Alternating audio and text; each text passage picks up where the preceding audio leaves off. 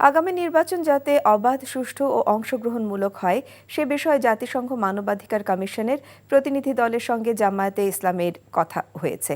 গুলশানে জাতিসংঘ মানবাধিকার কমিশনের প্রতিনিধি দলের সঙ্গে বৈঠকের পর এমন কথা জানিয়েছেন দলটির নায়েবে আমির ডাক্তার সৈয়দ আবদুল্লাহ মোহাম্মদ তাহের।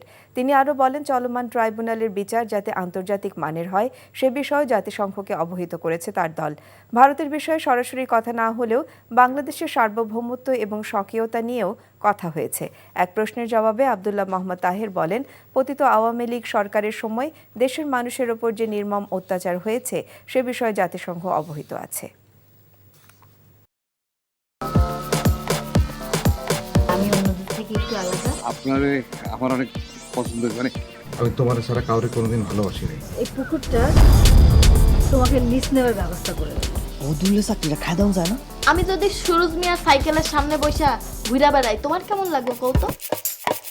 তুমি তোমার স্বামীর নিয়ে এত আহ্লাদ করতেছো, আর ওইদিকে বলে আমার সকাল হয় না, রাইতের আন্ধার হয়। এক রিকশায় গা সিপকায় বইসা হাসতে হাসতে কই জানা যাইতেছে। দুনিয়ার এত মানুষ রাইখা এই বেডি তোমার মধ্যে কি পাইছে কৌতো? আর তোমার চোখে আমি শুধু তোমার চাই।